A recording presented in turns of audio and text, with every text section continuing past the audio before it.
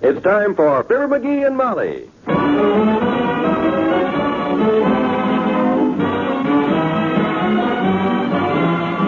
Every night, Monday through Friday, NBC brings you transcribed the Fibber McGee and Molly program, written by Phil Leslie and directed by Max Hutto.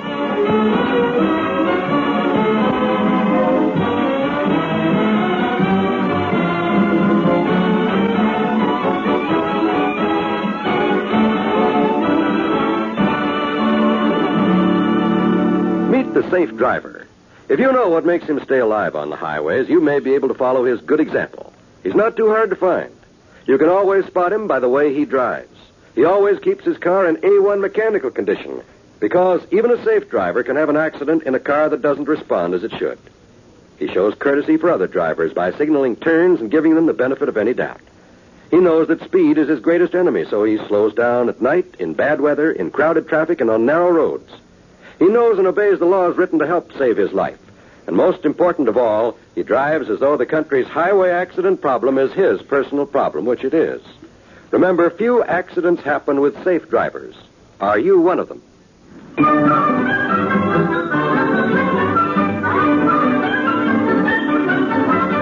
One thing Mrs. McGee can never decide is whether it's easier to do a job herself or to have her husband do it. But this morning, she's trying it the hard way again. McGee! Let's get this dead rat. Come off of there, you little... McGee, are you still working on that little thing I asked you? Take it easy, kiddo. I'll have it ready for you in a minute. You've been saying that for the past hour. Here, let Mother do it. You stay right where you darn are, Tootsie. This is not woman's work. I'm not so sure. They say a woman's work is never done, and from the way you're getting along... Here, hold this hammer and the pliers and hand me that pipe wrench. I'll get a good grip on this baby and with this Stilson wrench, by George, Oh, fine. Busted. All I asked you to do was take the cap off the shampoo bottle. Look at it all over the floor. Well, there's no use getting ourselves in a lather over spilt shampoo, kiddo. I'll buy you a new bottle. That shampoo's no good anyhow. What do you mean? It's all over the floor. You can run and back the car out, and I'll take you down to Kramers drugstore. I can't. Why not? You fixed the car yesterday, remember? It doesn't run. Oh, yeah, I forgot about that. It's that doggone ignition coil again, or the connecting rods. That thing's got me stumped, you know. I've tried everything. May I make a suggestion? What? Hire a mechanic. What? Me pay out good dough for some high-priced motor monkey to tell me I got to replace the gill frincus in the transmission and charge me $80 for fixing the gill frincus, not me. What's the gill frincus? I don't know, but I ain't going to replace it till I make sure it's wore out. Grab your bonnet, kiddo. We'll go down to Kramers on the streetcar. Fair enough. Yeah, I'll be with you in a second, kiddo. Wait till I grab these. What are you doing? Bringing along a few newspapers.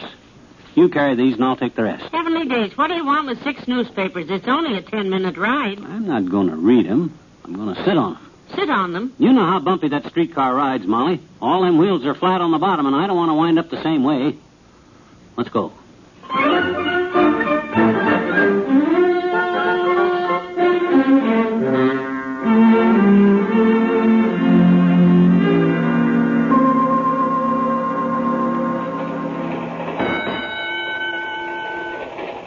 Riding this streetcar is always a wonderful experience, dearie. It teaches you the joys of walking. Yep. Say, who invented the streetcar anyhow? You know? I don't know, but mention it to the Russians and they'll claim it, and when it comes to this bucket of bolts, they can have it. In fact, the longer I ride this thing, the more I think maybe the Russians did invent it. Kind of a secret weapon to get... Oh, Sarita Trib next. Oh, Sarita Trib. Connection for Neva Cross and all floors for them. What did he say? 8th Street. How can you tell? Just intuition, I guess. That and the sign over the cleaning shop we just passed that says 8th Street Cleaners. Oh. Well, personally, I just assumed... Lawson Street next. Lawson. And Ralph Lawson. How does he ever learn to talk like that, McGee? Oh, them guys go through very special training for this job, Molly. They do? Didn't I ever tell you about it? Well, let's hear it again. We've got to kill time anyway till we get to Kramers drugstore. Well, you see, they start a rookie conductor off calling out streets with a great big mouthful of marbles in his mouth, see? I see. Mm-hmm. An inspector rides along to listen to him, and as fast as the conductor gets so's you can't understand him, they let him spit out a few marbles, see? Very scientific. Little by little through practice, the guy gets so good that he's down to a half a dozen marbles, or maybe only 1 or 2. Progress. Mm-hmm.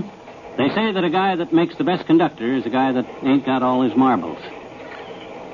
That's only the Wistful Vista Transit Company, of course. I can't speak for other cities. Go for Lazenwick next. Go for Lazenwick. Change for new. Come on, Molly. It's 14th and Oak. There's Kramers drugstore. You know, he sounds like about a 6-marble man to me. Nobody could talk like he had an egg beater in his mouth. Golf Lazenwood. All out for Golf Lazenwood. Next car. Watch your step.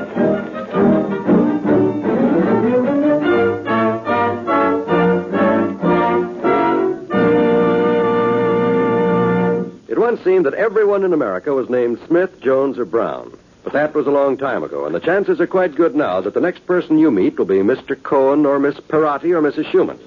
Perhaps because so many Americans have roots in the countries of the old world, we're anxious to help those in Europe and Asia who are living in need, or who are actually starving. That's where CARE comes in.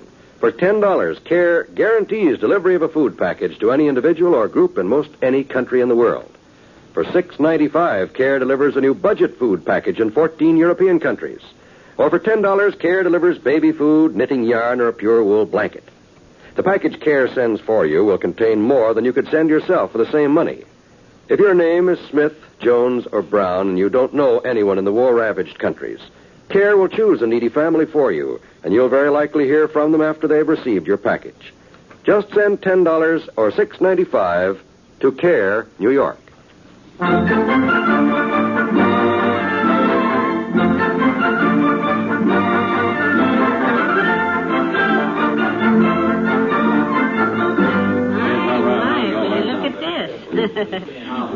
Kramers drugstore is really jumping today, isn't it? Well, yes. It's Mr. Kramers' 10th anniversary sale. Imagine being in business for 10 years. That's what he ought to get for that food he serves at the soda fountain, 10 years. And he has the crust to call that gunk home cooking.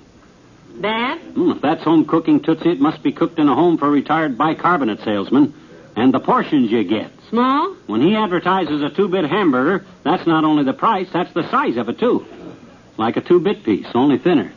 I haven't eaten here for quite a while. Home cooking. Huh. When the menu says steak with shoestrings on the side, that's what you get, shoestrings.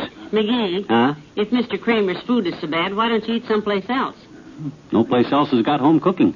Well, now, come on. Let's get the shampoo and start home. The cosmetic counter Just is a done. minute, Molly. I want to weigh myself. Got a penny? I don't need it. There's a loose screw on the side here that if I hit and then blow in the coin slot and then jump, it works.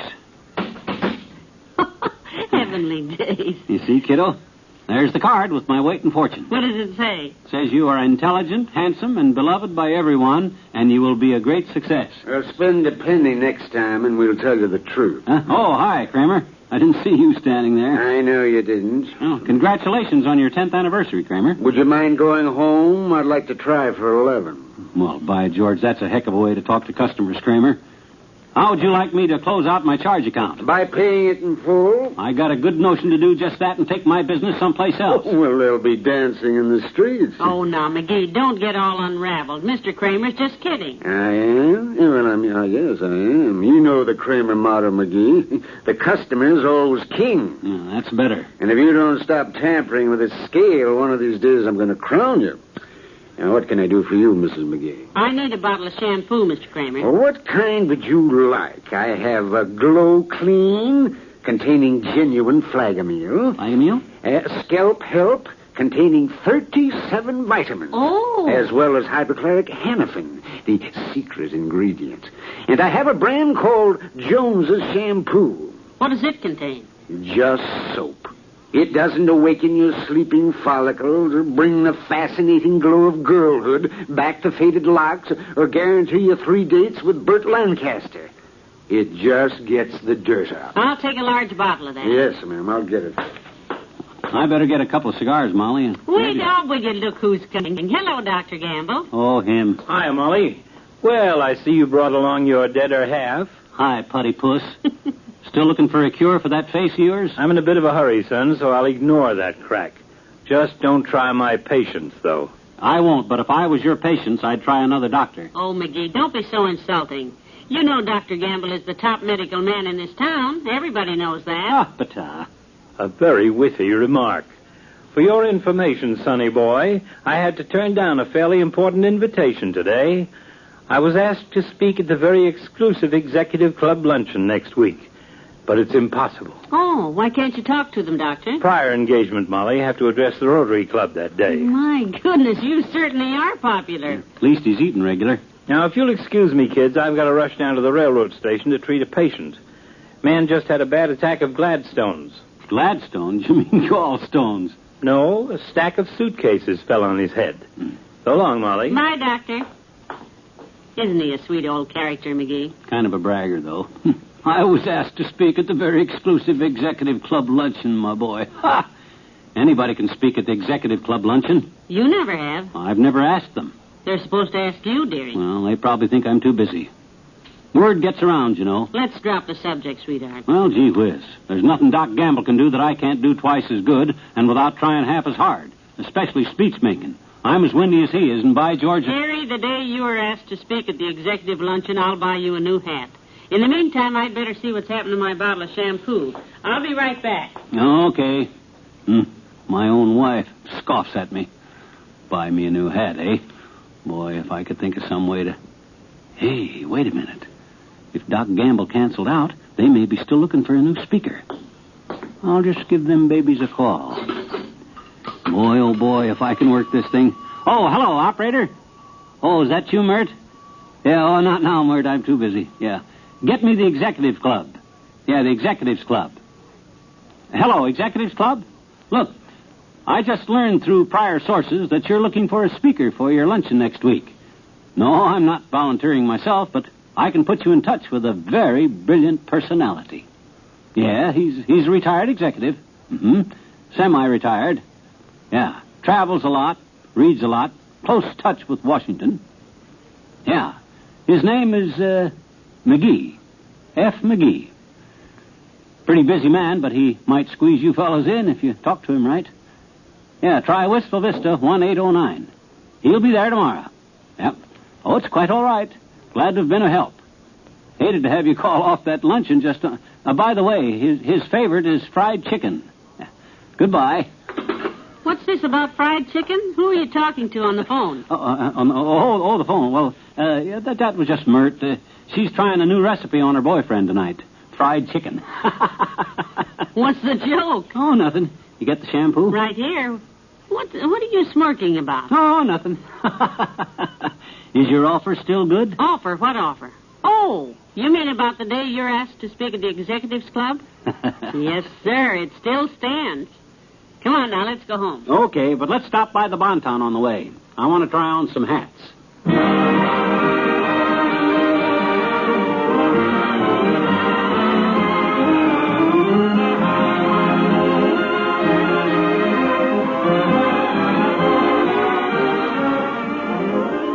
Fibber and Molly return in just a moment.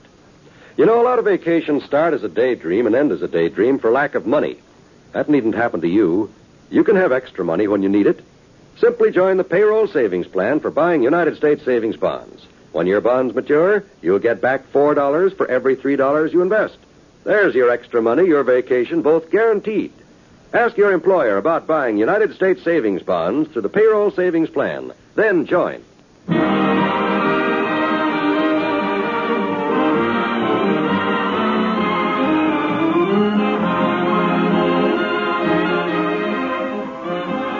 NBC has brought you the Fibber McGee and Molly program, transcribed with Arthur Q. Bryan as Doc Gamble, Bill Thompson as the conductor, and Howard McNear as Kramer the druggist.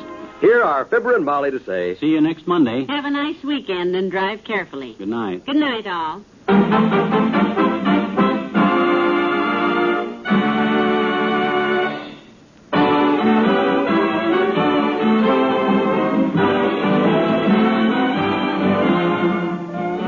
This is John Wald inviting you to be with us again next Monday night for another visit with Fibber McGee and Molly.